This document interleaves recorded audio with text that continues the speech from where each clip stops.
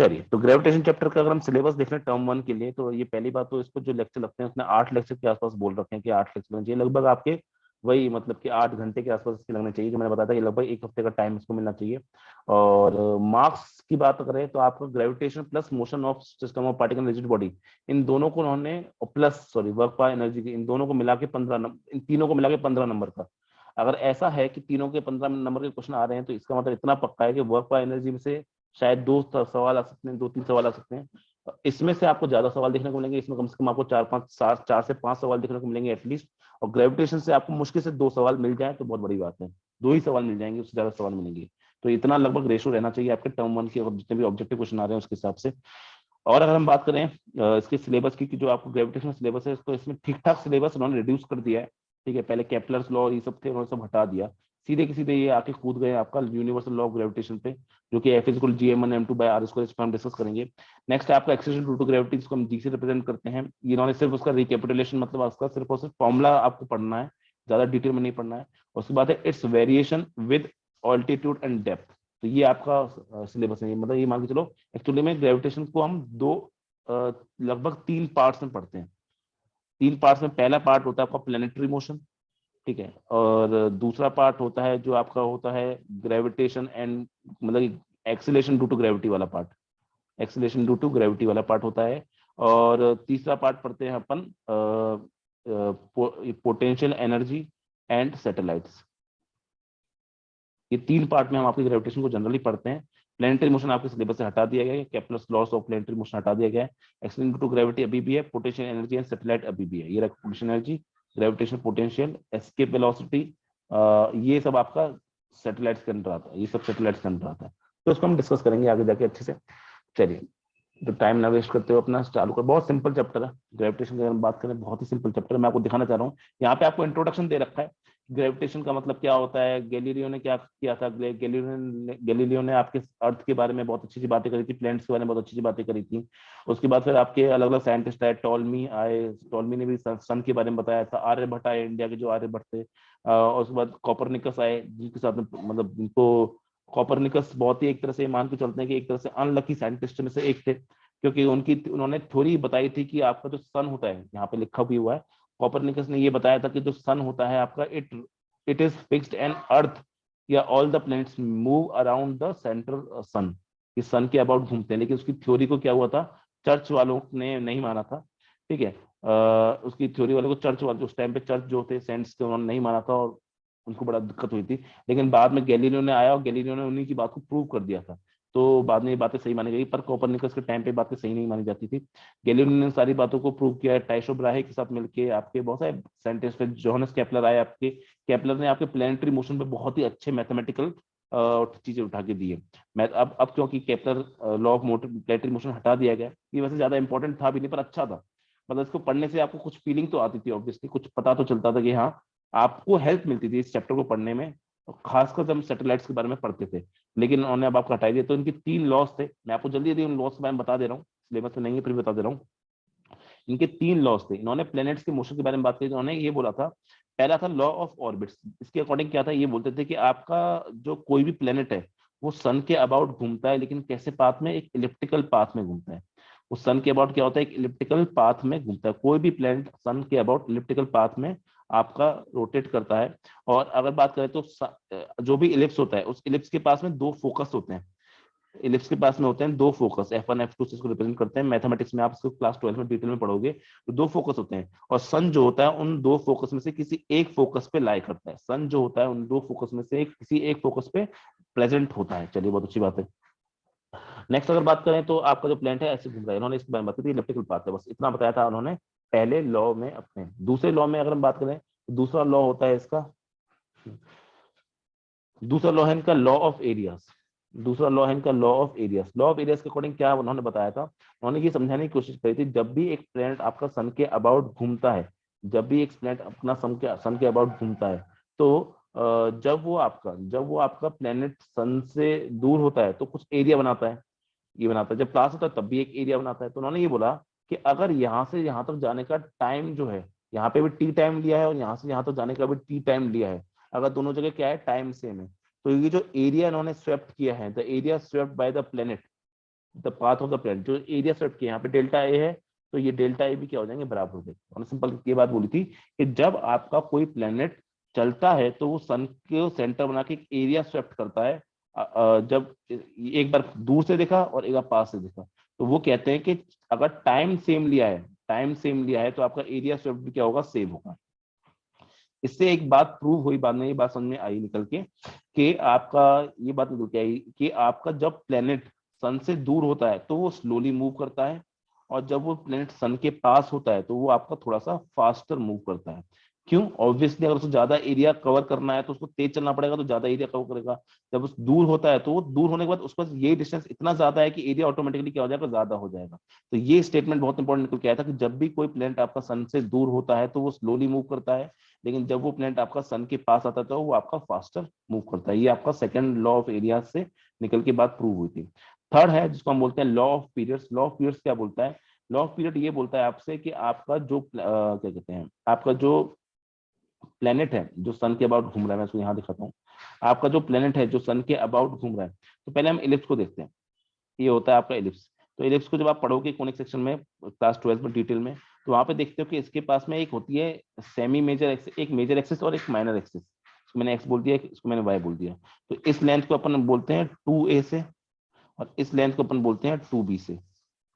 इस 2a का मतलब होता है मेजर एक्सिस, और अगर हम 2 को हटा दें सिर्फ a को बोलते हैं तो इसका मतलब होता है सेमी मेजर एक्सिस। इसको बोलते हैं हम सेमी मेजर एक्सिस। ठीक है, इसी तरह से आपका जो 2 भी होता है इसको बोलते हैं हम सेमी, उसको हम बोलते हैं माइनर एक्सिस। और उसको अगर आधा बोल दें, उसको हम आधा कर दें, तो ये होता है आपका सेमी माइनर एक्सिस। तो ये आपका थर्ड लॉ क्या बोलता है? थर्ड लॉ ये बोलता है आपका कि जब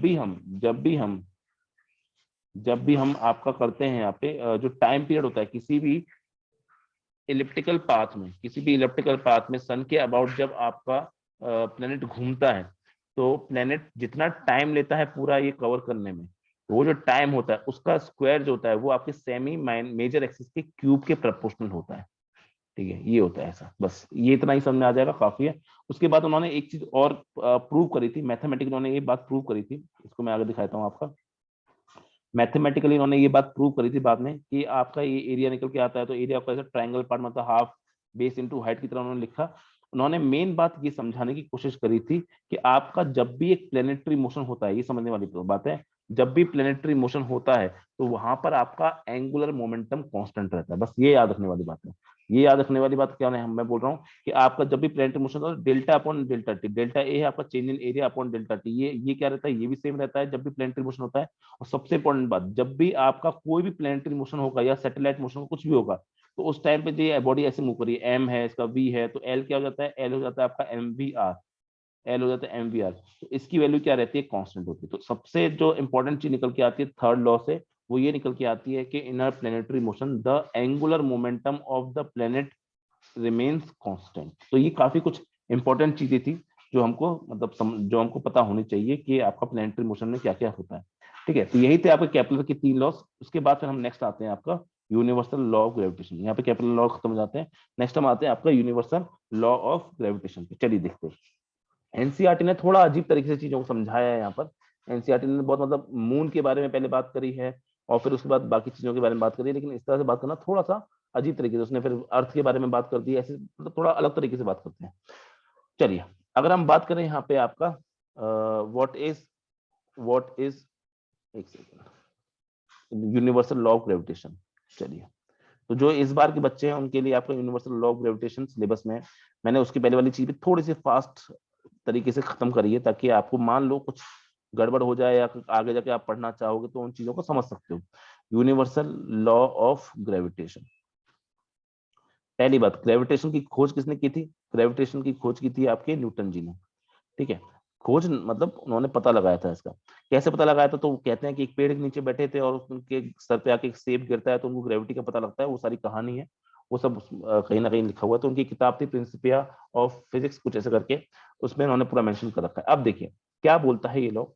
ये बोलता है कि मान लीजिए यहाँ पर एक बॉडी, ध्यान देना अब चैप्टर आपके स्टार्ट हो रहा है। यहाँ पे एक बॉडी है जिसका मास है m1, यहाँ पर एक बॉडी है जिसका मास है m2। मैंने ये दो क्या ले लिए, 2 पॉइंट मासेस। ये मैंने ले लिया आपके 2 पॉइंट मासेस आपके ले लिए इस तरह से। There are 2 point masses m1 and m2 are there masses and they are separated by, इनके बीच में एक डिस्टेंस है, they are separated by a distance let's say r, they are separated by a distance r, इनके दोनों आपके distance है। तो ये पता लगा, ये पता चलता है कि these masses attract each other, ठीक है, इनके बीच में एक एट्रैक्टिव फोर्स आ जाता है, इनके बीच में क्या आ जाता है, एक एट्रैक्टिव फोर्स पैदा होता है। एट्रैक्टिव फोर्स का मतलब क्या होता है, ऐसा फोर्स, आकर्षित बल जो एक दूसरे को एट्रैक्ट करे, एक दूसरे तरफ खींचना चाह रहे हैं, ठीक है, ये इसकी तरफ जाना चाह रहा है और ये इसकी तरफ जाना चाह रहा है, ध्यान देना, ये इसकी तरफ जाना चाह रहा है और ये इसकी तरफ जाना चाह रहा है। तो और दोनों बराबर होते हैं, अभी बात करेंगे बराबरी के ऊपर भी, बहुत डिटेल में बात करेंगे इनके ऊपर, अभी समझेंगे, लेकिन ये दोनों एक दूसरे की तरफ लग रहे हैं और इनका जो मैग्नीट्यूड होता है एफ, ठीक है, बाय लॉ ऑफ ग्रेविटेशन उन्होंने बाय एक्सपेरिमेंट ये पाया कि it is directly proportional to the product of their masses. जो दोनों मासेस आपने लिए हैं उनके प्रोडक्ट ऑफ मासेस के क्या होता है, डायरेक्टली प्रोपोर्शनल होता है। सिमिलरली उन्होंने बाद में क्या किया, ये भी पाया कि it is indirectly proportional to the square of distance between them. ये दो स्टेटमेंट हैं आपके। पहला स्टेटमेंट क्या है कि bye universal law of gravitation, actually gravitation आप बचपन में भी पढ़ के आए हो, याद रखना, ग्रेविटेशन आप क्लास 8th में पढ़ के आ चुके हो, तो उसी की चीज को मैं बस थोड़ा जल्दी करवा रहा हूँ ताकि आपका टाइम वेस्ट ना हो, क्योंकि ऑब्वियसली आपके लिए ये चीज इतनी ज्यादा इंपॉर्टेंट नहीं है, इसके आगे जो नेक्स्ट चीज आने वाली वो इंपॉर्टेंट ज्यादा होगी। तो क्लास 8th में भी आप ये चीज पढ़ के आए थे कि force is directly proportional to product of their masses and force is indirectly proportional to the square of distance between the two masses. इन दोनों को अगर हम कंबाइन करते हैं, प्रोपोर्शनलिटी के साइन में ही कंबाइन करते हैं, तो it will come out to be directly proportional to m1 m2 by r square, हम इसको लिख सकते हैं, ठीक है। तो ये है आपका यूनिवर्सल लॉ ऑफ ग्रेविटेशन। उसके बाद हम इस प्रोपोर्शनलिटी के साइन को अगर हटाना चाहते हैं, इस प्रोपोर्शनलिटी के साइन को अगर हम हटाना चाहते हैं, तो हम यहाँ पे लिख सकते हैं आपका f इज इक्वल टू, यहाँ पे एक प्रोपोर्शनलिटी का साइन आ जाएगा, यहाँ पे क्या आ जाएगा आपका, एक प्रोपोर्शनलिटी का साइन आ जाएगा, तो वो उसको हम कहते हैं, सॉरी, प्रोपोर्शनलिटी का नंबर आ जाएगा, प्रोपोर्शनलिटी कांस्टेंट, तो G m1 m2 by r square, G m1 m2 by r square. ये आपका है formula for the force of attraction जो दोनों बॉडीज के बीच में आ रहा है। तो ये क्या है आपका, दिस इज ग्रेविटेशनल फोर्स या gravity force between m1 and m2। ये होता है आपका, जहां पे जो g होता है बेटा, जो यहाँ पे अपना g है, ये क्या कहलाता है आपका, ये होता है आपका यूनिवर्सल ग्रेविटेशनल कांस्टेंट, इसका नाम होता है आपका यूनिवर्सल ग्रेविटेशनल कांस्टेंट।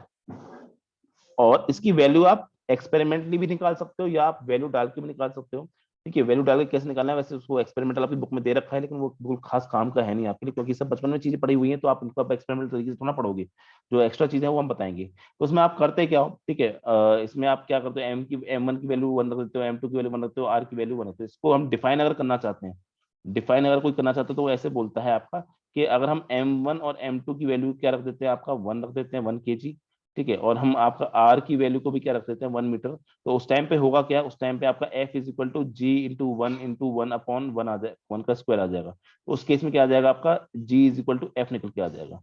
तो ग्रेविटेशनल कांस्टेंट होता क्या है, gravitational constant can be defined as the force between, इसको अगर हम डिफाइन करना चाहते हैं तो ऐसे डिफाइन कर सकते हैं कि it is the gravitational force या it is the gravity force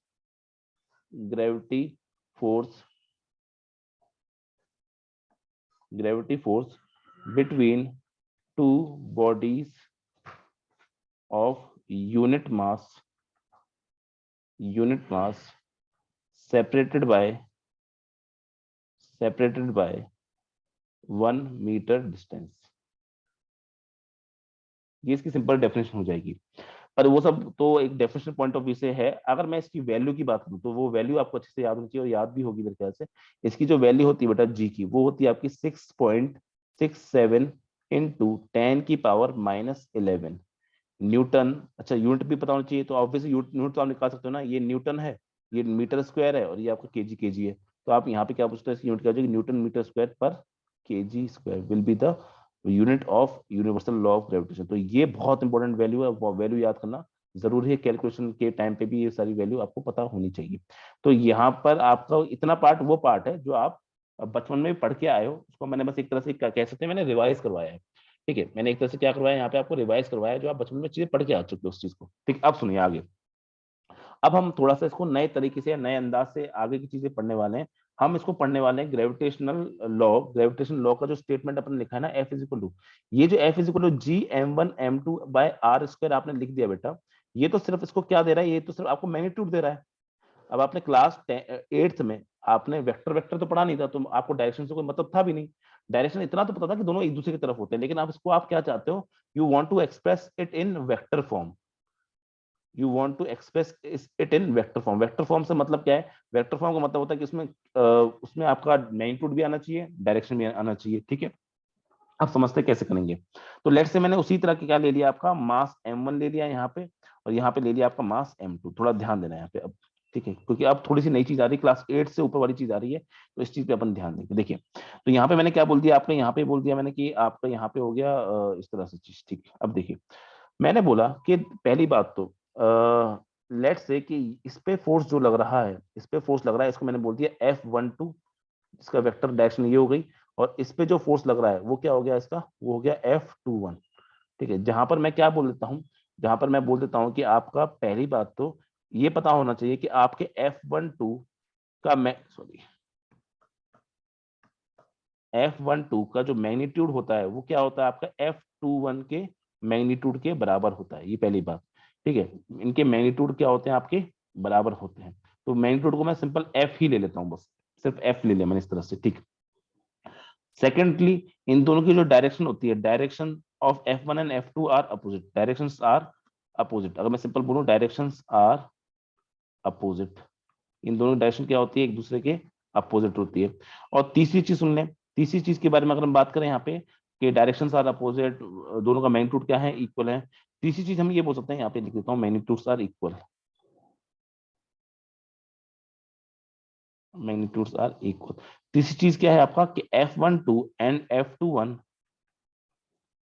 are acting on two different bodies, two different bodies। तो ये तीन चीजें हमें यहाँ पे ऑब्जर्व हो रही हैं, और इन तीन चीजों को देख के हम एक बात बोल सकते हैं, इन तीन चीजों को देख के बेटा हम एक बात जरूर बोल सकते हैं। वो क्या, तीन चीजों को देख के हम एक बात जरूर बोल सकते हैं कि तीन चीज आने का मतलब ये है कि आपका ये न्यूटन थर्ड लॉ के बारे में मुझे बात कर रही है। ये मुझे क्या बताना चाह रही है, ये मुझे बताना चाह रहा है कि ये न्यूटन थर्ड लॉ है। न्यूटन थर्ड लॉ के बारे में मुझे बता रही है। न्यूटन थर्ड लॉ क्या था, एक्शन रिएक्शन पेयर। तो ये आपके दोनों क्या है, एक्शन रिएक्शन पेयर हैं एक्चुअली में। तो न्यूटन थर्ड लॉ के बारे में मुझे ये पूरी जानकारी दे रही है। मतलब इन दोनों की वैल्यू क्या होगी, बराबर होगी, प्लस दोनों एक दूसरे के अपोजिट लगेंगे। और अपोजिट भी इस तरह से कि दोनों एक दूसरे की तरफ जाने की कोशिश करेंगे, वो दोनों एक दूसरे को अट्रैक्ट कर रहे होंगे। अब सुनो, इस डायग्राम पे अगर हम वापस से आते हैं, तो मैंने इस बार वापस से ये डायग्राम बना दिया। और यहाँ पे मैंने बोला कि मान लीजिए ये है आपका M1, और यहाँ पर है लेट से ये आपका M2। ठीक है, ध्यान देना। लेट से कि यहाँ पर इसका पोजीशन वेक्टर, हम याद है हम पोजीशन वेक्टर से कुछ पढ़ के हैं। लेट से इसका पोजीशन वेक्टर है आपका R1 वेक्टर। मतलब आपका ये ओरिजिन मान लीजिए इस तरफ है, यहाँ पर कहीं ओरिजिन है आपका, यहाँ पर कहीं आपका ओरिजिन है। ठीक है, तो R1 वेक्टर क्या होता है, ये यहाँ से लेकर यहाँ तक का डिस्टेंस R1 है। सिमिलरली इसका पोजीशन वेक्टर मान लेते हैं R2 है। ठीक है, और इन दोनों को कनेक्ट करने वाली लाइन जो है वेक्टर फॉर्म में अगर मैं उसको बनाना चाहूँ तो वो इस टाइप से हो जाएगी, इस यहाँ से यहाँ तक। तो ये भी एक वेक्टर ही दिख रहा है मुझे, जो कि क्या हो जाएगा, जिसको मैं बोल सकता हूँ आर वेक्टर। और ये आर वेक्टर और कुछ नहीं होगा, R2 माइनस R1 वेक्टर लिख सकता हूँ उसमें, क्योंकि यहाँ पे R2 यहाँ पे R1, तो R2 माइनस R1 इसको मैं लिख सकता हूँ। अब मुझे इस पे लगाना है फोर्स। फोर्स को मैं बना रहा हूँ आपका इस तरह से F। फोर्स को मैं बना रहा हूँ आपका इस तरीके से बना रहा हूँ F। अब थोड़ा एक सेकेंड, फोर्स को मैं ऑब्जर्व करूंगा किस पे, इस पे थोड़ा ना ऑब्जर्व करूंगा, फोर्स को मैं इस पे ऑब्जर्व करूंगा, क्योंकि ये मेरा रेफरेंस की तरह काम कर रहा है। ये मेरा रेफरेंस की तरह काम कर रहा है, तो यहाँ से नहीं, फोर्स मैं इस पे ऑब्जर्व करूंगा, यानी F21 मैं ऑब्जर्व कर रहा हूँ। लेकिन मैंने F21 को F ही मान रखा है। F12 और F21 दोनों को मैं F लेके चल रहा हूँ आपका। या मैं ये मान के चल रहा हूँ कि F12 इसको भी मैं F लिख रहा हूँ। ठीक है, मैग्नीट्यूड वाइज। चलिए, तो मैं F21 निकालता हूँ। तो इस F को मैं जब लिखना चाहता हूँ वेक्टर फॉर्म में, तो सुनना, ये F क्या है, वेक्टर है। इसका पहले क्या आना चाहिए, मैग्नीट्यूड आना चाहिए, और साथ में क्या आना चाहिए, इसकी डायरेक्शन आनी चाहिए। साथ में इसकी क्या आनी चाहिए, डायरेक्शन आनी चाहिए। अब ध्यान देना, बहुत इंपॉर्टेंट चीजें यहाँ पे समझ में आ जाएगा तो मजा आएगा। मैग्नीट्यूड की अगर मैं बात करता हूँ, तो मैग्नीट्यूड तो साफ साफ क्या हो जाएगा आपका, जो ये लिखा हुआ है, ये G m1 m2 by R square. यहाँ पे G m1 m2 by r square, इसको मैं लिख सकता हूँ। चलिए बहुत अच्छी बात है। डायरेक्शन की अगर मैं बात करूँ तो थोड़ा बहुत अगर हम वेक्टर हमें याद है, थोड़ा बहुत अगर हमें वेक्टर याद है जो हमने पढ़ा था, तो वेक्टर के बारे में मैंने पढ़ा था कि A vector is equal to magnitude of A vector, साथ में लिखता था ए कैप। इस ए कैप का मतलब क्या होता था? Unit vector. इस ए कैप का मतलब क्या था आपका? Unit vector. और ये आपको किसके बारे में ज्ञान देता था? ये आपको डायरेक्शन के बारे में ज्ञान देता था, डायरेक्शन ऑफ ए वेक्टर के बारे में। तो अगर मुझे यहाँ पर एफ के डायरेक्शन के बारे में बताना है तो मुझे किसी यूनिट वेक्टर का इस्तेमाल करना पड़ेगा। जैसे आई कैप, जे कैप, के कैप, इन सब का इस्तेमाल करते थे हम एक्स वाई जेड के डायरेक्शन बताने में। तो यहाँ पर भी मुझे एक किसी कैप का इस्तेमाल करना पड़ेगा डायरेक्शन बताने। अब वो कौन सी कैप होगी? तो देखिए, आपको जो क्वेश्चन में आपको आर वेक्टर के बारे में पूरा ज्ञान दे रखा है, तो उसी के हिसाब से आपको डायरेक्शन बतानी पड़ेगी। सुनना ध्यान से, अगर आप थोड़ा ध्यान से देखो, जो आर वेक्टर की डायरेक्शन है बेटा, टू पर की बात कर रहा हूँ, जो आर वेक्टर की डायरेक्शन है वो है आपकी आपकी ऐसे। इधर देखो डायग्राम में, यहाँ पर अगर रेफरेंस है और यहाँ पे आपका 2 है, तो आप जब 1 से 2 जाते हो तो आर की डायरेक्शन कैसी है? आपकी राइट की तरफ। लेकिन यहाँ पर जब M2 पे हम फोर्स की बात करते हैं, फोर्स कैसा दिख रहा है? फोर्स मेरा पीछे दिख रहा है।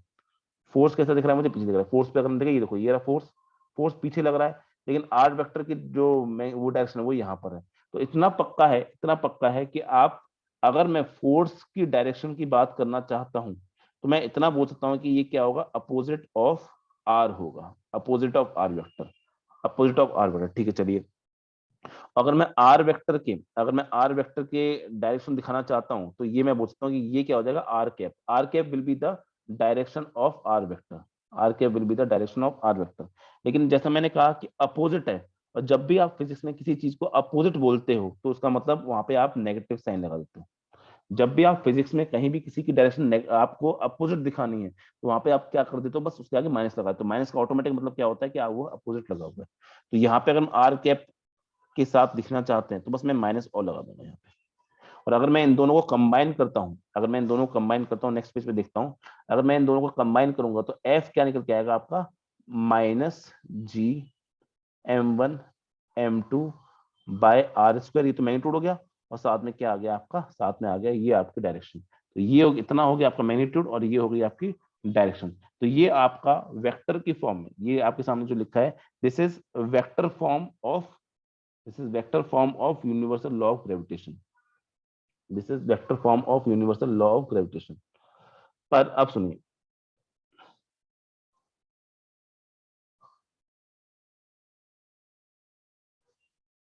ठीक,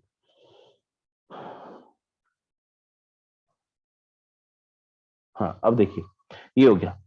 लेकिन हम अगर वेक्टर थोड़ा बहुत याद होगा तो हम वेक्टर में एक चीज पढ़ के आए थे, किसी भी ए कैप को हम ये लिख सकते हैं, A vector divided by mod of ए।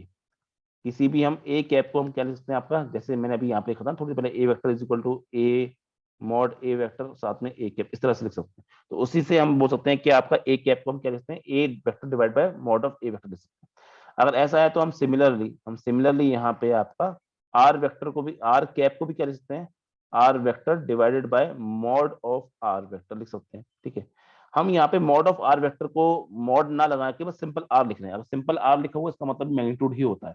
ठीक है, तो बस अगर मैं उसकी जगह पे ये रिप्लेस कर दूं, मैं क्या लिखता हूँ आपका? F is equal to -G m1 m2, r cap की जगह पे क्या लिख दूं? R vector divided by r, यहाँ पे आर स्क्वायर था और यहाँ पे क्या लिख दिया? आर। तो ये दोनों मल्टीप्लाई हो सकते हैं, तो यहाँ से आपका निकल के आ जाएगा F vector is equal to -G m1 m2 r vector divided by, अगर मॉड लिखना है तो मॉड लगा दो, नहीं लगाना तभी चलेगा। दिस विल बी योर, ये आपका क्या हो गया? मैग्नीट्यूड हो गया, और ये डायरेक्शन के बारे में आपको पूरा सेंस दे देगा। And this will be your law of gravitation, या gravitation law in vector form. तो जो आप पढ़ के आए हो बचपन में वो सिर्फ लॉ ऑफ ग्रेविटेशन की मैग्नीट्यूड के बारे में बात करता था, लेकिन दिस विल बी योर एक तरह से इसको बता दूं, this will be your law of gravitation in terms in vector form. Law of gravitation का जो फॉर्मूला है, या फिर आप दूसरे तरीके से क्या बोल सकते हो, उससे बोल सकते हो इसको ग्रेविटी फोर्स भी बोल सकते हो इसको, ग्रेविटी फोर्स। बट ये दोनों किस तरीके से लिखा है आपने? इन वेक्टर फॉर्म। बस एक बात ध्यान देना, अगर मैं उसको नोट में ही यहाँ पे समझाऊं, कि अगर सिर्फ मैग्नीट्यूड की बात करता है, ओनली मैग्नीट्यूड की बात करें कभी भी एग्जाम में आपसे, ओनली मैग्नीट्यूड की बात करें, तब तो आप सिंपल बस F is equal to G m1 m2 by r square लिख के आ जाओ और दिमाग से डायरेक्शन बता दो। दिमाग से डायरेक्शन मतलब कि आपने सिर्फ उसका डायरेक्शन हमेशा टुवर्ड्स द अदर बॉडी होना चाहिए। सेकंड, अगर वो यूनिट वेक्टर की फॉर्म में है, बच्चे यहाँ गड़बड़ करते हैं। अगर मैं वेक्टर फॉर्म में लिख भी रहा हूँ तो यूनिट वेक्टर मतलब आर कैप अगर लिखा हुआ है तो उस टाइम पे एफ क्या हो जाएगा, it will be G m1 m2 by r square. लेकिन यहाँ पे आर कैप आ गया अगर, तो यहाँ माइनस भी लगा देना, इंपॉर्टेंट है। तो यहाँ पे याद रखना, यहाँ पे स्क्वायर आएगा। लेकिन अगर थर्ड आपने उसको आर वेक्टर की फॉर्म में लिखा है, जो मैंने सबसे ऊपर भी लिखा हुआ है, तो आप वहां पे एफ को क्या लिखोगे, वहां पे लिखोगे माइनस, तो लगेगा ही G m1 m2 बाय यहाँ पे आर क्यूब हो जाएगा, और यहाँ पे क्या होगा, आर वेक्टर। तो सबसे ज्यादा ध्यान देने वाली बात है, क्योंकि ऑप्शन में ये सब गड़बड़ी बच्चों से करवा सकता है, कि अगर यहाँ पे आर कैप लिखा हुआ है तो यहाँ पे आर स्क्वायर आएगा, लेकिन अगर यहाँ पे आर वेक्टर लिखा हुआ है तो यहाँ पे आर क्यूब आएगा। दूसरी बात, यहाँ पे अगर आप वेक्टर फॉर्म में लिख रहे हो तो ये माइनस माइनस भी लगाना जरूरी है। मैग्नीट्यूड लिख रहे हो तो ऐसा कुछ भी गड़बड़ आपको नहीं करना है। तो ज्यादातर ये तो आपका देखो, क्योंकि एग्जाम में आपके इस तरह से ऑप्शन दे सकता है तो आपसे पूछ भी सकता है, तो यहाँ पे इसमें वेक्टर का साइन आना चाहिए, इसमें वेक्टर का साइन आना चाहिए। तो जनरली जो 99.99% सवाल होंगे ना वो इसी से हो जाएंगे। जनरली जो 99.99% सवाल होंगे वो इसी से हो जाएंगे। लेकिन अगर आपको अलग तरीके से, अगर आपको वेक्टर फॉर्म में पूछा गया है या आपको पोजीशन वेक्टर दे दिए गए, R1 और R2 दे दिए गए, तब आपको ये दिमाग लगाना पड़ेगा। एक और बात याद रखनी है बेटा, जहाँ पे जो आर कैप है वो क्या है आपका R2 माइनस R1।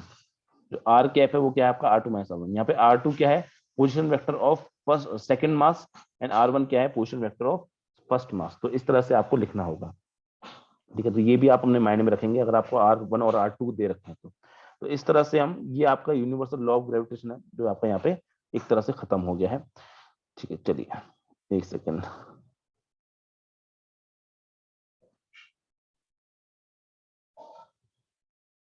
देखिए एक छोटा सा प्यारा सा एग्जांपल कर लेते हैं इसके ऊपर हम।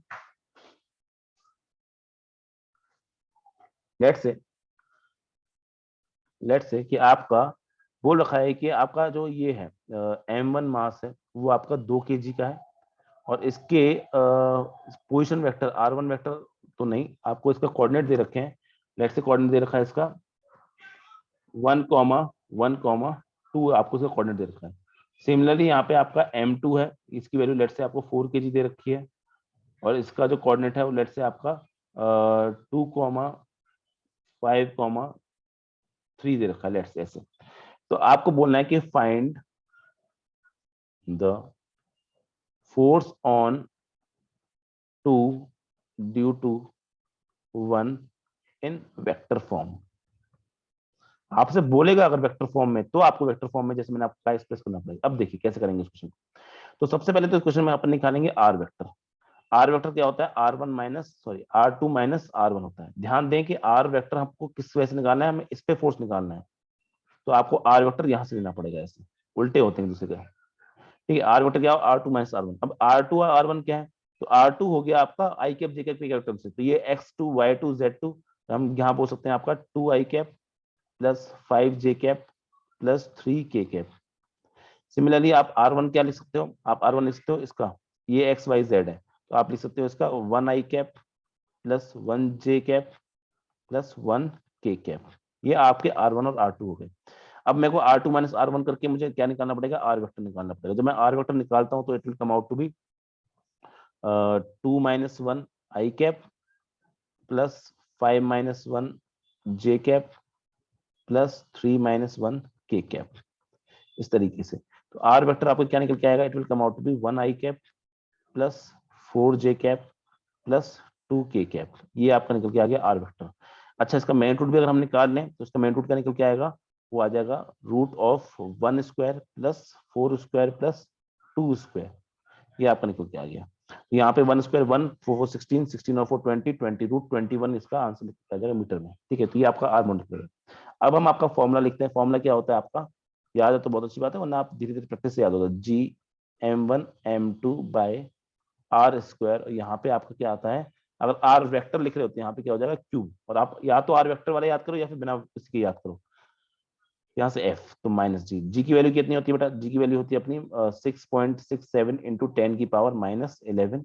m1 into m1 m2, m1 और m2 मास दे रखे हैं 2 kg दे रखा है और ये 4 kg दे रखा है, डिवाइडेड बाय आर क्यूब का मतलब क्या है कि √21 का क्यूब, ठीक है, into r vector. R vector कहाँ है? ये रहा आर वेक्टर। तो इस आर वेक्टर को यहाँ पे लिख देंगे अपन सीधे 1 i कैप प्लस 1, सॉरी मैंने कुछ गलती कर दी क्या? ये है, सॉरी ये है 1 i cap plus 4j cap plus 2k cap, ठीक है। तो ये अब आप इसको मल्टीप्लाई करके खुद से सॉल्व भी कर सकते हो, बाय कैलकुलेटर आपको सॉल्व करना पड़ेगा।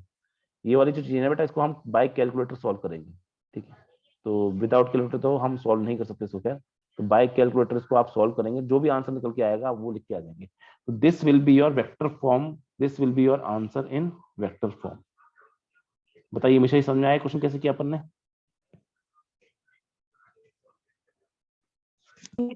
जी सर। ठीक है, आपको बस पहली बात तो ये जो फॉर्मूला निकल के आ रहे हैं ये समझने हैं, इनको याद भी करना पड़ेगा, ठीक है। ये वाला फॉर्मूला तो हर बच्चे को याद होता है, हम लोग को समझाने वाली बात है नहीं। नेक्स्ट जो है ये थोड़ा सा नई चीज आपका आई, वेक्टर फॉर्म में इसको एक्सप्रेस करना, तो वेक्टर फॉर्म में आप इसको इस तरह लिख सकते हैं।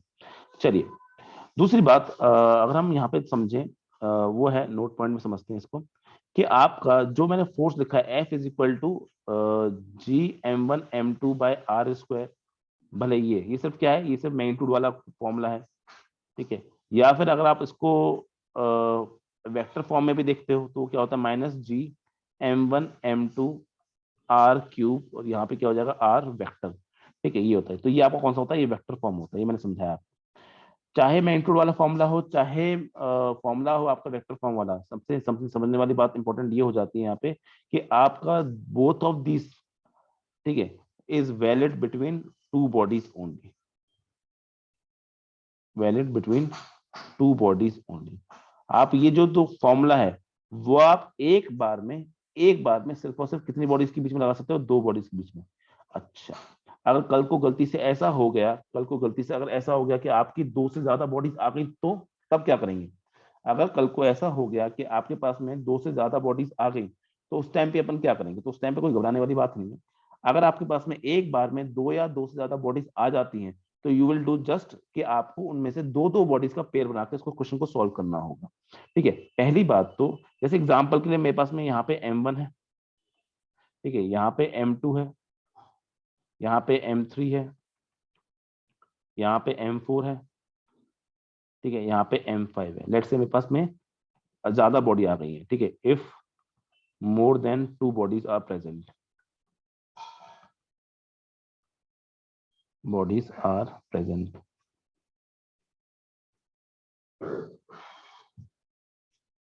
ठीक है। अगर आपके पास में ज्यादा बॉडीज प्रेजेंट है तो उस टाइम क्या करना पड़ेगा, तो प्लीज ध्यान देना, क्योंकि यहाँ पे चीजें थोड़ी सी ट्रिकी और थोड़ी हार्ड हो जाती है। ऑब्वियसली आपको सब जगह का कोऑर्डिनेट भी दे रखे होंगे, आपको यहाँ पे r1 दे रखा होगा, इसका इसका r2 दे रखा होगा, जैसे XYZ की फॉर्म में आपको यहाँ पे इसका r3 दे रखा होगा, यहाँ पे r4 दे रखा, सॉरी r5 दे रखा होगा इसका, और इसका r4 दे रखा होगा, एक्सेट्रा और भी बॉडीज है ऐसे। अब सुनो, जब भी ऐसा होगा ना, तो आपको सबसे पहले ये पूछा क्या होगा कि किस पर निकालना है, किस पर आपको निकालना है फोर्स।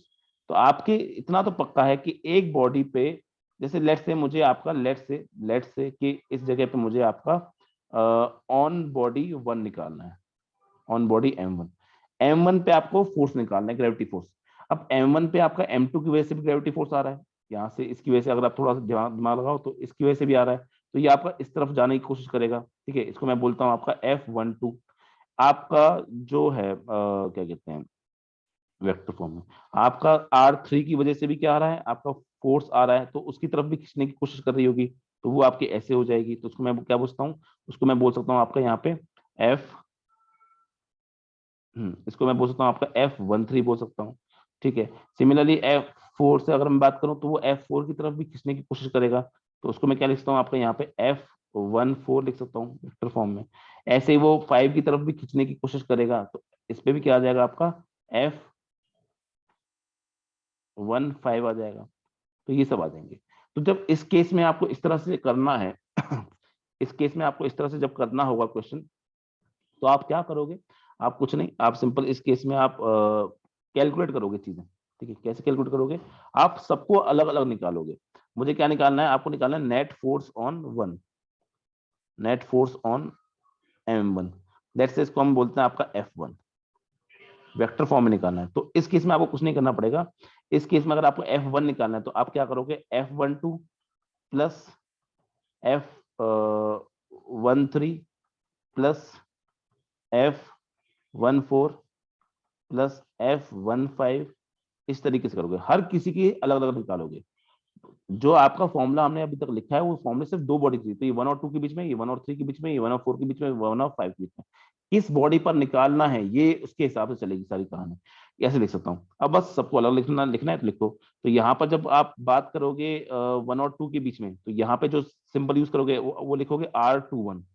R21 मतलब जैसे आर वेक्टर लिख रहे थे ना, तो आर वेक्टर वो था सिर्फ 1 और 2 के बीच में, तो R21 का मतलब क्या हो जाएगा कि 2 और 1 के बीच में। ऐसे यहाँ पे क्या हो जाएगा R41, ये थोड़े से हार्ड सवाल हो जाएंगे, और ये हो जाएगा R51, ये हो जाएगा आपका, ये हो जाएगा यहाँ पे R31, तो ये थोड़े से हार्ड हो जाएंगे ऑब्वियसली जब आपके इतने सारे फोर्स आने वाले होंगे। लेकिन इस तरह से हम क्वेश्चन एक्चुअली एग्जाम में करते नहीं है, ये सिर्फ थ्योरेटिकल पार्ट है, मैं आपको थ्योरेटिकल पार्ट समझाना चाह रहा हूँ। तो ऐसे अगर आपको निकालो नेट फोर्स, आपको दोनों सबको सम करना पड़ेगा सर। जब इसको मैं लिखना चाहता हूँ, सबके अलग अलग आंसर लिखना चाहूंगा, तो यहाँ पे मैं क्या लिख पाऊंगा, आई विल राइट यहाँ पे, एक सेकेंड, यहाँ पे लिखूंगा मैं आपका G M1 M2 बाय, देखो अब यहाँ पे लिखूंगा मैं R21 का क्यूब, और यहाँ पे क्या आ जाएगा R21 वेक्टर। ठीक है, मैं फिर से बता दूं, इतने हार्ड लेवल के सवाल नहीं आएंगे, बहुत सिंपल ज्योमेट्री वाला सवाल आपके आ सकता है, उसको हम आपका देखेंगे भी कैसे कर सकते हैं। यहाँ पे क्या लिखूंगा, G M1, दूसरा कुछ क्या है M3 बाय, इनके बीच का डिस्टेंस क्या है R31, इसका क्यूब, वेक्टर फॉर्म में लिख रहा हूं मैं भी, और यहाँ पे आ जाएगा R31 वेक्टर। सिमिलरली मैं नेक्स्ट लिखूंगा आपका F14, तो उसमें क्या जाएगा GM1, तो कॉमन है सब में, तो M4 आ जाएगा इस बार, यहाँ पे आपका आ जाएगा R41 का क्यूब, और यहाँ पे आ जाएगा आपका R41 वेक्टर फॉर्म में। ये वेक्टर फॉर्म वाले फॉर्मूले में इस्तेमाल कर रहा हूँ यहाँ पे। GM1 M5 divided by mod of R51 का क्यूब, और यहाँ पे आ जाएगा आपका R वेक्टर 51। इसको इन सबको ऐड करके, और याद रखना ये वेक्टर सम है, ये वेक्टर सम है, ऐसे नहीं कि सीधे सीधे आपने ऐड कर दिया, ये आपके क्या है, ये वेक्टर सम है, सब के सब वेक्टर एडिशन कर रहे हो आप यहाँ पे। वेक्टर एडिशन करते टाइम में बड़ा ध्यान देना पड़ता है, इसीलिए इस तरह के क्वेश्चन आपके एग्जाम में नहीं आएंगे। मैं फिर से बता दूं, आपके एग्जाम में मैं ये नहीं बोल रहा कि दो से ज्यादा बॉडी के क्वेश्चन नहीं आ सकते, आपके एग्जाम में दो से ज्यादा बॉडी के क्वेश्चन पक्का आ सकते हैं, लेकिन वो इतने हार्ड नहीं आएंगे कि आपको रैंडमली कहीं भी कोई मास पड़ा हुआ है, इतना हार्ड क्वेश्चन नहीं आ सकता कि कहीं भी कोई भी रैंडमली फोर्स पड़ा हुआ है, उसके लिए आपको एक फिक्स एक अच्छी ज्योमेट्री दी जाएगी ताकि आप आंसर निकाल सको। ठीक है, और ये क्या होगा, एक तरह से आपका ये होता है नेट फोर्स ऑन M1 हो गया, या फिर इसको हम नेट या रिजल्टेंट नाम से भी इसको बोल सकते हैं। बताइए मिश्रा, समझ में आया इतना? जी सर। ठीक है, तो कल को अगर आपके पास में बहुत ज्यादा फोर्सेस बहुत ज्यादा मास आ जाएंगे, तो कुछ ज्यादा दिमाग नहीं लगाना है, आपको बस इतना करना है उस केस में कि आपको वहां पे हर दो दो पार्ट को पकड़ना है और उनके बीच में लगाना होगा आपको, लॉ ऑफ ग्रेविटेशन जो अपन ने पढ़ा है उसको लगाना है। चलिए, बहुत अच्छी बात है। एक क्वेश्चन है जो आपके बुक का ही एग्जाम्पल फॉर्म है, उसको हम समझने की कोशिश करते हैं, यहाँ पे उसको सॉल्व करने की कोशिश करते हैं। देखिएगा यहाँ पे एक बार मैं आपको दिखा देता हूँ।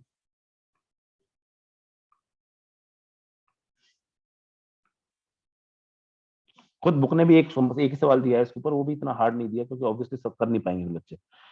एग्जाम्पल 8.2 है, मैं एक काम करता हूँ, इसको आपके सामने मैं बना ही देता हूँ, मतलब क्वेश्चन को कॉपी करके आपके सामने मेंशन ही कर देता हूँ, फिर वहीं पे करेंगे क्वेश्चन, क्योंकि बुक आपका ना कभी कभी किसी किसी एग्जाम्पल को इतना बड़े लंबे तरीके से करती है। फिगर भी पार्ट है, फिगर मैं आपके सामने बना दूंगा। कभी कभी क्वेश्चन को इतने लंबे तरीके से करती है एनसीईआरटी, का बच्चा देख के डर जाता है, बच्चे का मन नहीं करता देखने का।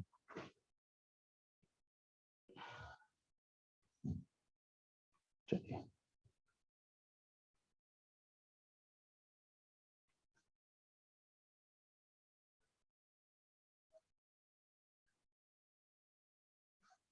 ज्यादा ही बड़ा हो गया।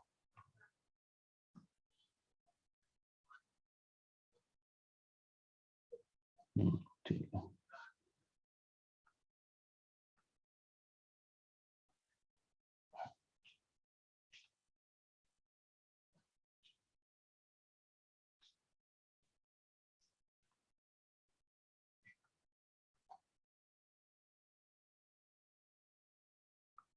ठीक। तो एग्जाम्पल है, उसकी फिगर जो है वो भी दे रखी है, मैं फिगर भी आपके सामने मेंशन कर देता हूँ एक बार।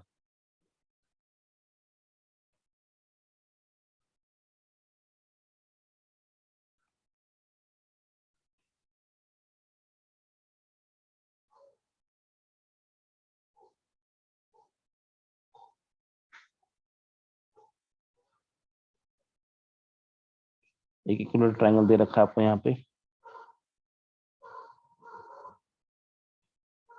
ये इसका सेंटर ऑफ मास है यहाँ पे कहीं जी, और यहाँ से आपका एक्स निकल रहा है और यहाँ से आपका वाई निकल रहा है।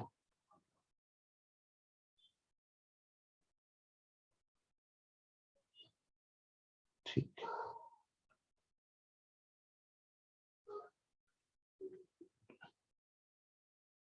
ये ए है यहाँ पर बी है, यहाँ पर आपका सी है।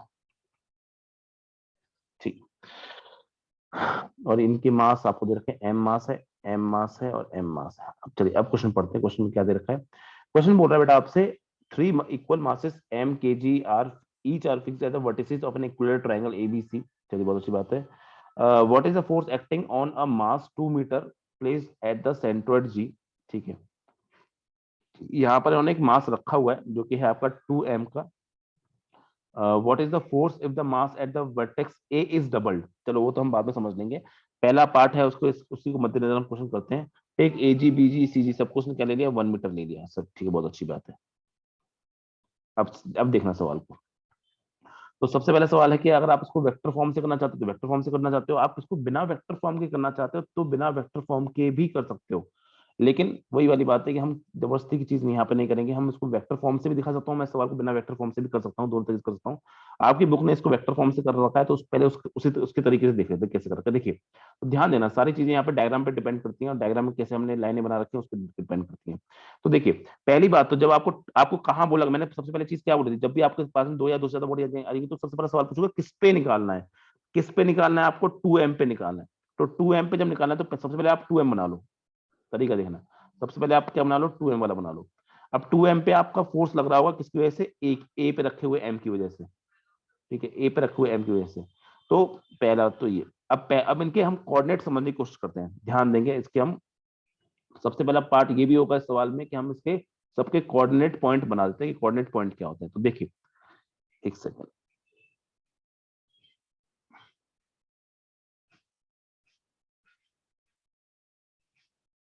क्वेश्चन में मैंने शायद कुछ गलत लिख दिया है, वो मैं चेक करता हूँ क्वेश्चन वापस से।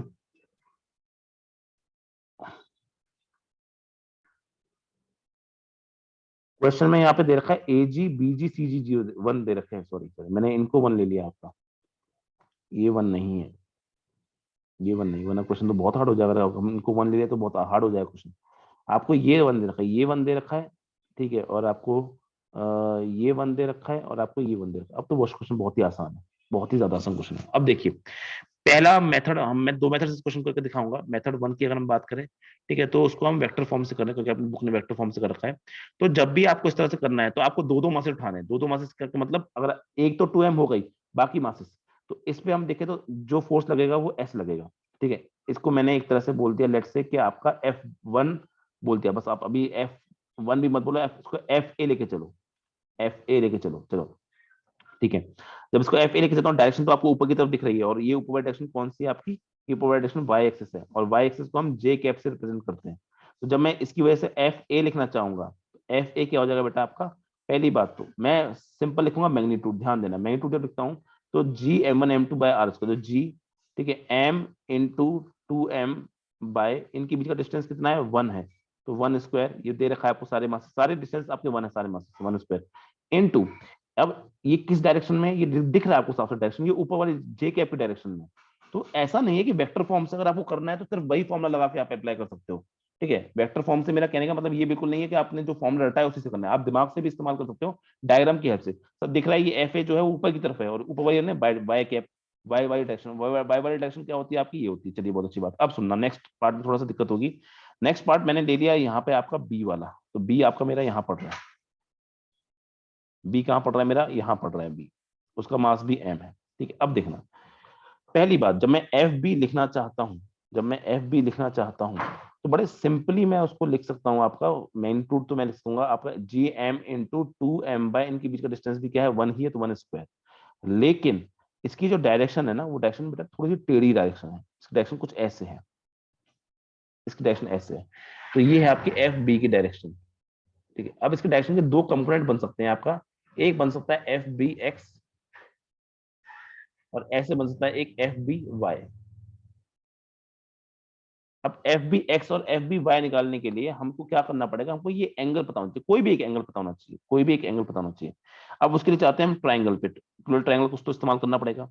इक्वल ट्राइंगल पे बेटा हमको ये बात पता होनी चाहिए कि अगर आपका ये जी है तो ये जो एंगल, पूरा एंगल, एक इक्वल ट्राइंगल का जो एंगल होता है वो कितना होता है, वो होता है 60 डिग्री। और अगर हम इसके लाइन के बीच में से ऐसे लेके जाएंगे तो ऑब्वियसली आधे आधे में बढ़ जाएगा, तो ये कितना हो जाएगा 30 डिग्री। ये कितना हो जाएगा, तो ये वाला एंगल बेटा कितना हो जाएगा अपना, ये वाला एंगल हो जाएगा आपका 30 डिग्री। ये 30 डिग्री हो गया।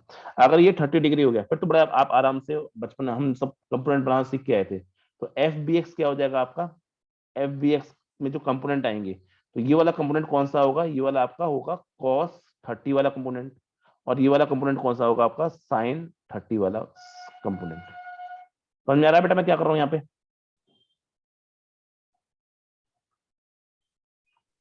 समझ में आ रहा है थोड़ा बहुत? ठीक है, यहाँ पे अपन ये बचपन में अपने पढ़ा था, जब भी कोई वेक्टर होता है इस तरह से, लेट से आर वेक्टर है, आर वेक्टर का अगर ये थीटा दिया होता है तो हमें पता होना चाहिए कि ये जो आर एक्स होता है ये क्या होता है आपका आर कॉस थीटा होता है, और ये जो होता है आपका आर वाई ये क्या होता है आपका आर साइन थीटा होता है। ये अपन पढ़ के आए पहले वेक्टर्स में, नहीं हो या तो एक बार वेक्टर्स वाला वापस से रिवाइज कर देना। तो जब हम यहाँ पे समझना चाहते हैं तो ये कौन सा है कॉस 30 वाला, ये कौन सा डायरेक्शन में, ये आपका एक्स कैप के डायरेक्शन में है या आई कैप के डायरेक्शन में, ये कौन सा डायरेक्शन में आपका जे कैप के डायरेक्शन में। बस सिमिलरली हम जैसे यहाँ पे सिंपल जे कैप लिख दिया था, हम यहाँ पे सिंपल जे कैप नहीं लिखेंगे, यहाँ पे हमें साथ में लिखना होगा, यहाँ पे अपने को साथ में ये लिखना होगा कि यहाँ पे आपका आएगा cos 30 degree I cap plus sign 30 degree J cap. तो इस फोर्स के दो कंपोनेंट है, एक कॉस वाला एक साइन वाला, जो आपके आपके एक्स और वाई में आ रहा है। सिमिलर अब हम लिखना चाहते हैं एफ सी। अब एफ सी समझ में आने में ज्यादा प्रॉब्लम नहीं होगी। एफ सी में अगर आपको बी एफ बी समझ में आ गया ना तो सारी दिक्कत होती है एफ सी बी की। अगर मैंने एफ सी बनाया यहाँ पे ऐसे, तो यहाँ पे भी क्या रखा है, मास एम ही रखा है, सी पॉइंट है, सारी बात है। यहाँ पे डिस्टेंस क्या है, 1 है। ठीक है, तो जब हम मैग्नीट्यूड लिखेंगे तो हम लिखेंगे G m into 2m by 1 square लिखेंगे। ठीक है, अब सारी बात आती है डायरेक्शन की। तो डायरेक्शन देखता हूँ पहले मैं, जब मैं डायरेक्शन को देखता हूँ तो आपका यहाँ पर है डायरेक्शन ऐसे आएगी, एफ सी की डायरेक्शन, सी की वजह से जो आने वाला फोर्स है वो एफ सी ऐसे आएगा। फिर से वही वाली बात, टेढ़ा फोर्स है तो उसके हमें कंपोनेंट करने पड़ेंगे, कंपोनेंट करते हैं ऐसे। तो एक कंपोनेंट हो जाएगा ये वाला, अगर हम मुझे पता है ये एंगल कितना है 30 डिग्री है, सबको पता है कि अगर ये भी क्या होगा आपका, ये जो पूरा एंगल 60 का है, तो इसके बीच में से काट के जब मैं निकालूंगा तो वो 30 डिग्री निकल जाएगा 30। तो similar on the same pattern, आप ऑन द सेम पैटर्न आप ये भी बोल सकते हो यहाँ पे कि आपका ये वाला क्या हो जाएगा, ये हो जाएगा कॉस 30, और ये हो जाएगा आपका, ये हो जाएगा साइन 30। लेकिन यहाँ पे एक एक्स्ट्रा दिमाग ये लगाना पड़ेगा, इस सवाल बहुत अच्छा दे दिया उसने। एक्स्ट्रा दिमाग यहाँ पे ये लगाना पड़ेगा, साइन 30 वाला तो बेटा ना ये ऊपर की तरफ है, मतलब प्लस वाई की तरफ, किस डायरेक्शन में प्लस वाई, तो उसको हम प्लस जे कैप से लिख सकते हैं।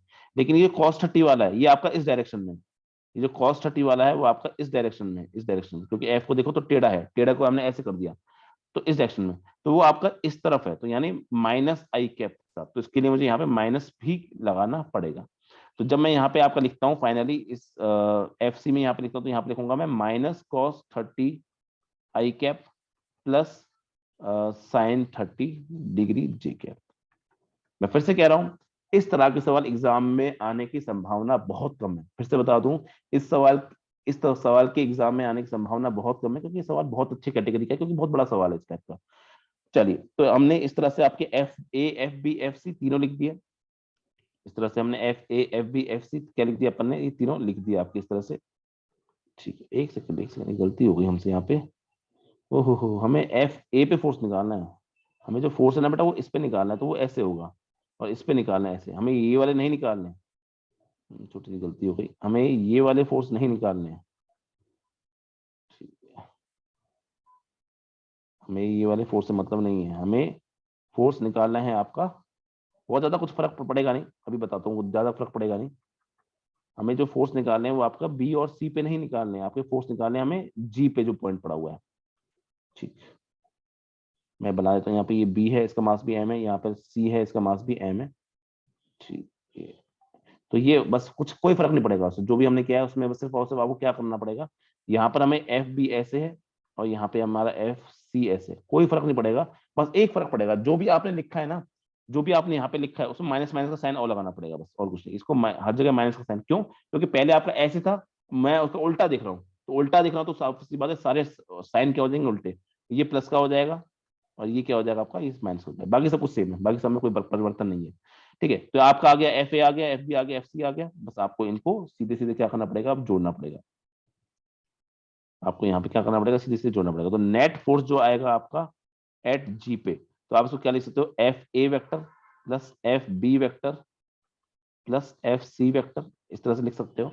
और इसको जब आप सॉल्व करते हो तो आप पहली बात तो ये देखो, ये और ये तीनों में सेम है।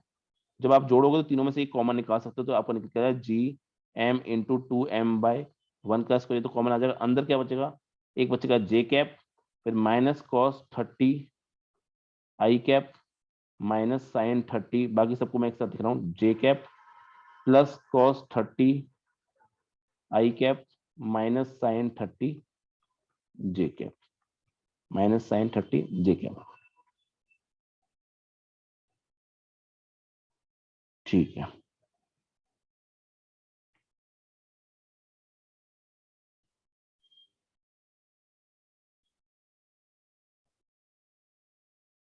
ठीक।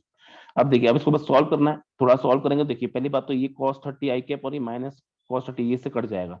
बचेगा क्या आपका, यहाँ पे G m into two m, one को हम नहीं लिख रहे हैं, यहाँ पे जे कैप और यहाँ पे माइनस साइन 30 की वैल्यू होती है 1/2 जे कैप, और यहाँ पे साइन 30 की वैल्यू 1/2 जे कैप। 1/2 होता है 1, तो ये हो जाएगा G m into two m, और यहाँ पे आ जाएगा आपका जे कैप और यहाँ पे माइनस जे कैप। तो ये आपका आंसर ये भी हो जाएगा जीरो। तो नेट आंसर जो निकल के आएगा बेटा, उसका आएगा जीरो आंसर। मुझे थोड़ा बहुत समझ में आया ये क्वेश्चन, थोड़ा बहुत ही, ज्यादा तो मतलब नहीं आएगा क्योंकि प्रैक्टिस पे डिपेंड करेगा। ठीक है, थोड़ा बहुत समझ में आया है। हाँ जी। ठीक है, अब आपका होमवर्क है इसका सेकंड पार्ट। सेकंड पार्ट में कुछ नहीं करना, कुछ नहीं किया, जो हमने किया सेम टू सेम चीज, जो हमने किया सेम टू सेम चीज करनी है। बस आपको क्या करना होगा, इसमें आपको बस एक चीज करनी है, वो ये कि अगर इसी क्वेश्चन में हम m की जगह पे जो मास रखा हुआ है, second part, what is the force if the mass at the vertex is double, इस क्वेश्चन में अगर हम m की जगह पर क्या कर दें, 2m कर दें, इस क्वेश्चन में अगर हम m की जगह पे क्या कर दें, 2m कर दें, तो क्या फर्क पड़ेगा, तो कोई फर्क नहीं पड़ेगा खास। क्या फर्क पड़ेगा, बस यहाँ पर आपको क्या करना पड़ेगा, यहाँ पे आपको 2m रखना पड़ेगा। तो जब आप एंड में यहाँ पे सब कुछ करोगे तो आप इस बार कॉमन नहीं निकाल सकते, क्योंकि ऑब्वियसली ऊपर का अलग है तो कॉमन नहीं निकाल सकते। तो आप यही ऐसे लिखोगे, इसको भी ऐसे लिखोगे, इसको भी ऐसे लिखोगे, फिर उसके बाद फिर कैलकुलेशन करते हुए आपको जोड़ना है बस। तो आपको कुछ भी ज्यादा चेंजेस नहीं करना है, बस जहां पे आपका m लिखा हुआ था पहले वाले पार्ट में, उस m की जगह पे भी आपको क्या कर देना पड़ेगा, 2m करना पड़ेगा। बाकी ये वाला पार्ट में कोई फर्क नहीं आएगा, ये वाले पार्ट में कोई फर्क नहीं आएगा। आपको फिर उसी तरह से ऐड करना है, बस कॉमन नहीं ले सकते आप, क्योंकि आपका ऊपर वाले पार्ट में कुछ और वैल्यू आ रही होगी, उसके बाद उनको जोड़ देना है। और जोड़ दोगे तो इतना भी पक्का है कि इस बार वैल्यू नॉन जीरो आएगी, इतना भी पक्का है कि इस बार वैल्यू क्या आने वाली है आपकी, नॉन जीरो आएगी। तो उस तरह से आप क्वेश्चन को सॉल्व कर सकते हैं। ठीक है, एक बार घर पे जरूर ट्राई करना सेकंड क्वेश्चन। ठीक है, ठीक है सर। चलो फिर आज की क्लास हम यही खत्म करें। अगर आपको डाउट रहे उस क्वेश्चन में, अगर नहीं समझ में आया तो प्लीज मेरे से पूछ लेना। आज की क्लास हम यही खत्म करें। आज हमने आपका यूनिवर्सल लॉ ऑफ ग्रेविटेशन जो था उस पर बहुत ज्यादा फोकस किया है, उस पर बनने वाले क्वेश्चन जो है उन पे फोकस किया है। नेक्स्ट क्लास में हम हल्की सी थोड़ी सी बहुत बात और करेंगे आपका यूनिवर्सल लॉ ऑफ ग्रेविटेशन में बड़ी बॉडीज के लिए। जब बड़ी बॉडी, आज आज हमने जो भी बात करी पॉइंट मास के लिए, अगर बॉडी का साइज बड़ा हो जाएगा तब क्या होगा, तो वो बहुत छोटा सा टॉपिक है, ज्यादा नहीं है। नेक्स्ट बात करेंगे हम एक्सेलरेशन ड्यू टू ग्रेविटी पे, वो बहुत इंपॉर्टेंट टॉपिक है, और वहां से एक क्वेश्चन 100% आपके एग्जाम में आएगा, ये मान के चलिए। ठीक है, तो आज की क्लास को हम यही खत्म करते हैं, मिलते हैं आपसे नेक्स्ट क्लास में। Thank you very much.